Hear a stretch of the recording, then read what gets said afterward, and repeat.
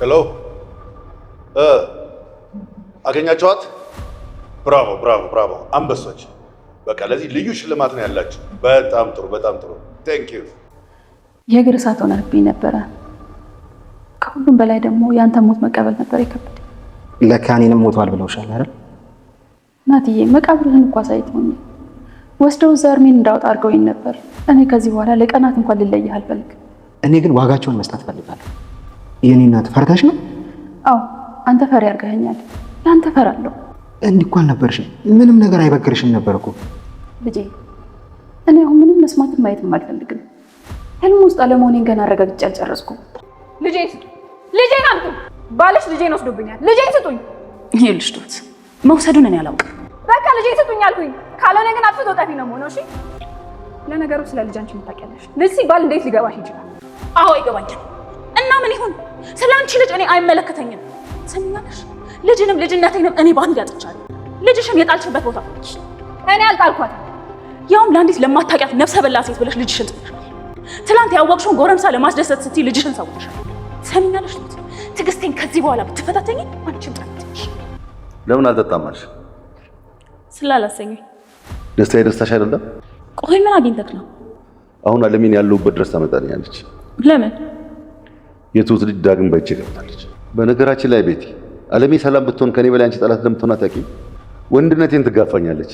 እኔ አንድ ብዬ ድርጅት ስከፍት 3 ላይ ደርሳለች። ዋናው ጥፋቷ ግን ገንዘቧን ለማይሆን ነገር መማገዷ ነው። ለምን ማገደችው?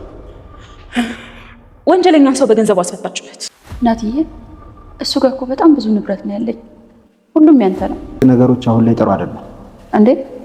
አብዛኛውን ንብረት በእሷ ስም አድርጎታል። ቤቲ ተብዬዋን ፈጣሪ የስራዋን ይስጣት። ወይ ምን አድርጋሽ ታውቃለች? ምን ያላረገችኝ ነገር አለ? ይቺ ውሻ ልጅ እገላታለሁ። ናቲ ተው እንጂ ሁሉንም ነገር ሳንጀምር ልታበላሽው ነው እንዴ? የናፍቆት ማቆሚያ ለዘመናት በልቧ የነበረው የእናትነት ተስፋ እንደ ጧፍ እያለቀ ቢመጣም ነፍሷ ግን ገና ልጅ አልሞተም እያለች ትቃትት ነበር። እባካችሁ መቃብሩን አሳዩኝ፣ የልጄን አፈር ልቅመስ እያለች ስታለቅስ የኖረች ያች እናት ዛሬ ታምር ፊት ለፊቷ ላይ ቆሟል። በሌላ በኩል ደግሞ የእናቴን መቃብር አሳዩኝ፣ እርሜን ላውጣ እያለ እድሜሉን በሙሉ በእንባ ሲማፀን የነበረ ልጅ ዛሬ ከፊቱ የቆመችው እናቱ እንጂ መቃብሩ አልነበረም። በመጨረሻም ያ የማይታመን ቀን መጣ። እናትና ልጅ ፊት ለፊት ተፋጠጡ። ልጄ አለህ እንዴ? አልሞትክም ስትል ድምጿ እየተቆራረጠ አንገቱ ስር ተወሸቀች። ልጅም ለዘመናት የጠማውን የእናትነት ጠረን እያሸተተ እናቴ አለሽልኝ፣ በሕይወት አለሽ እያለ በሲቃ ተናገረ። ይህ ትዕይንት ድንጋይ የሚያቀልጥ ነበረ። እዚያ የነበረ ሰው ሁሉ የእነሱን መተቃቀፍ እያየ አይኑ በእንባ ይረጥብ ነበር። ደግነቱ በዚያ ከአባባ ውጭ ማንም አልነበረም። አባባ ግን የዚህ ሁሉ ድካም ባለቤት ስለነበረ መሃላቸው ቆሞ እያንዳንዷን ስሜት በአጽንኦት ይከታተላል። በልቡ ምን እየተሰማው እንደሆነ መገመት ባይቻልም ፊቱ ላይ ግን ጥልቅ እርካታ ይነበባል። በቃሉ ሳይሆን በተግባሩ ሁለቱንም በአንድ ላይ አቀፋቸው። አባባና ቤተሰቡ ለዚህ ቀን መሳካት ያልከፈሉት መስዋዕትነት የለም። ውጣ ውረዱ ብዙ፣ ልፋቱም አድካሚ ነበር። ነገር ግን ገጣሚው ምጡን እርሺ ልጅሽን አንሺ እንዳለው ሁሉ አባባ ዛሬ ያሳለፈውን መከራና የከፈለውን ዋጋ አላስታወሰውም። ዓላማው ግቡን መጥቶ ያ የተበተነ ቤተሰብ ሲገናኝ በማየቱ የድካም ስሜቱ በደስታ ተተካ። የዘመናት ሰቀቀን አበቃ። ናፍቆትም በቅንፍ ተዘጋ። ከብዙ መከራ በኋላ ፍቅርና ተስፋ ድል አደረጉ። እናትና ልጅ ተገናኙ። ተመስገን። የመስዋዕትነቱ ዋጋና የክደት ድንገቴ። አለሜና ናቲ ዛሬ ለደረሱበት ደስታ የአንበሳውን ድርሻ የምትወስደው ያቺ ቆራጥ ሴት ትሁት ናት። ትሁት ለዚህ ቀን ስትል አንድያ ነፍሷን አስይዛ ተወራርዳለች። ልጇን እንኳ እስከ ማሳጣት የሚደርስ ከባድ መስዋዕትነት ከፍላለች። ሆኖም በናቲ ፈጣን ውሳኔና በቤቲ ያልተቆጠበ እገዛ ያቺ የምትሳሳላት ልጇ ዳግም በእጇ ገብታለች። ከአባባ ቤት ቀድማ የደረሰችው ትሁት ናቲና እናቱ የዘመናት ናፍቆታቸውን በነፃነት እንዲወጡ እድል ለመስጠት በማሰብ ይመስላል ልጇን ይዛ ለወክ ወጣች። ነገር ግን ዓለም ሁሌም በድል ብቻ አታጌጥ። ዛሬ ድል ከትሁት ፊቷን አዙራለች። ያልታሰበው ጥቁር ጥላ ከኋላዋ መጣ። የአቶ ገዜ ሰዎች እንደ ተራባ አውሬ ከበቧት። ትሁትን ያለ ርህራሄ ደብድበው ዓለሟ የሆነችውን ልጇን በጉልበት ነጥቀው ወሰዱባት። ትሁት በደረሰባት ድብደባና ድንጋጤ ዝላለች። ልጄ፣ ወይኔ ልጄ ከሚል የነፍስ ጩኸት ውጭ የምታደርገው አንዳች አቅም አልነበራትም። አፋኞች ግን የትሁት ለቅሶና ስቃይ ደንታቸው አልነበረም። ድል እንደቀናው ሰራዊት ላለቃቸው ስልክ ደወሉ። ተሳክቷል፣ ልጇ በእጃችን ነች። አቶ ገዜ በዜናው እጅግ ተደሰተ። አንበሶች፣ ጀግኖች እያለ አሞጋገሳቸው። ለዚህ ጀብዷቸው ደግሞ የላቀ ሽልማት እንደሚጠብቃቸው ቃል ገባላቸው። የአንድ እናት ስቃይ ለሌላው የድል አክሊል ሆነ። የእንባ ድርቅና የበቀል ነበልባል። ከዘመናት መለያየት በኋላ የተገናኙት እናትና ልጅ አሁን ተቀምጠው የጋራ ህመማቸውን ይጨዋወቱ ጀመር። ያሳለፉት ስቃይ ግን በሁለቱም ላይ የተለያየ ጠባሳ ጥሎ አልፏል። ልጄ ሞቷል ብለው እኮ መቃብርህን አሳይተው ነበር አለች አለሜ ድምጿ እየተንቀጠቀጠ። ናቲም በልህ ትንፋሹን ከላይ ከላይ እየተነፈሰ እኔንም እኮ ያደረጉኝ እንደዛው ነው እናቴ፣ አርፋለች ብለው ያንቺንም መቃብር አሳይተውኛል ሲል መለሰላት። ይህ የጋራ ስቃይ ናቲን ለበቀል የሚያነሳሳ የውስጥ እሳት ሲያቀጣጥልበት፣ አለሜን ግን ወደ ፍርሃት ማማ ውስጥ ከቷታል። ቀደም ሲል ደፋርና የማትበገር የነበረችው አለሜ አሁን ግን ለልጇ ስትል ፈሪ ሆናለች። ናቲን እንደ ሕፃን ልጅ ፊት ለፊቷ አስቀምጣ ለሰከንድ እንኳ ከዓይኗ እንዳይርቅ በስስት ታየዋለች። ፍርሃቷ ሌላ ሳይሆን ያገኘችውን ልጇን ዳግም እንዳታጣው ነው። ናቲ ግን በውስጡ የሚብላላው ሌላ ነው።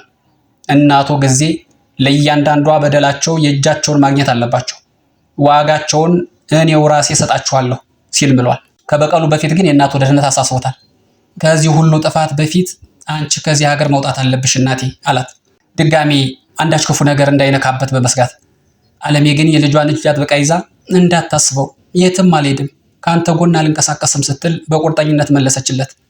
በእናትየው ፍርሃትና በልጁ የበቀል ጥም መካከል ጥልቅ ፍልሚያ ተጀምሯል። የቆሰሉ ነፍሶች ፍልሚያ። ትሁት ከወደቀችበት አፈር ላይ እንደምንም ተንገዳግዳ ተነሳች። የሰውነቷ ህመም ሳይሆን የልጇ ናፍቆትና ስጋት እንደ ንስር ክንፍ አውጥቶላት ወደ አቶ ገዜ ቤት እየበረች አመራች። ቤት ውስጥ እንደደረሰች ያገኘችው ቤቲን ነበረ። ትሁት በድንጋጤና በቁጣ ታወራለች። ባልሽ ልጄን ወስዶታል፣ ባልሽ ልጄን ወስዶታል፣ ልጄን ስጭኝ እያለች በቤቲ ላይ ጮኸችባት። ቤቲ ነገሩን በሰከነ መንገድ ለማድመጥና ትሁትን ለማረጋጋት ብትሞክርም በትሁት ዘንድ ግን ትዕግስት አልነበረም። አካኪ ዘራፍ እያለች ቤቱን በጩኸት አናወጠችው። ለነገሩ አንቺ ስለ ልጅ ምን ታውቂያለሽና ነው ስሜት የሚገባሽ ስትል የቤትን ቁስል ባልታሰበ ቃል ነካችው። ያኔ የቤቲ ትዕግስት ተሟጠጠ። የቆሰለችው ነፍሷ ነቃች። አይን አይኗን እያየች እንዲህ ስትል በቁጭት መለሰችላት። ስለኔ ምን ታውቂያለሽ? ልጄንም ልጅነቴንም ያጣው ሰው ነኝ።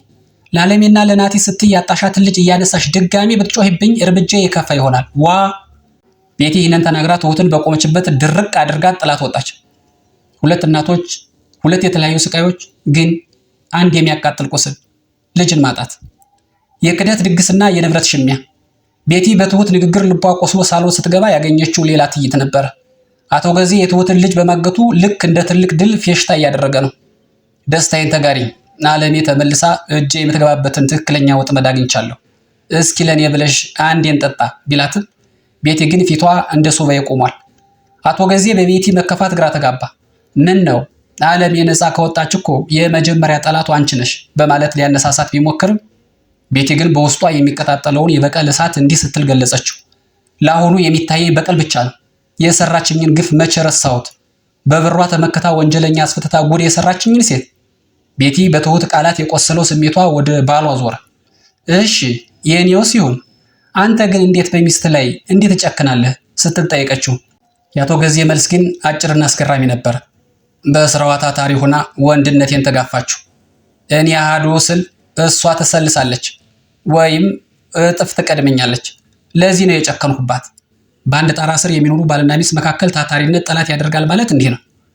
በሌላ በኩል ደግሞ አለሜና ናቲ ስለወደፊቱ እየተመካከሩ ነው። አለሜ ቀን ከሌት ለፍታ ያጠራቀመችውን ሀብት ለልጇ ነገረችው።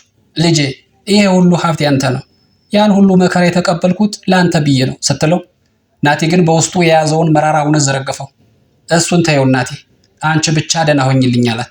አለሜ ነገሩ ስላልጣማት ስትወተውተው ከንብረቷ 90 በመቶ የሚሆነው ወደ ቤቲ ስም መዞሩን ነገራት።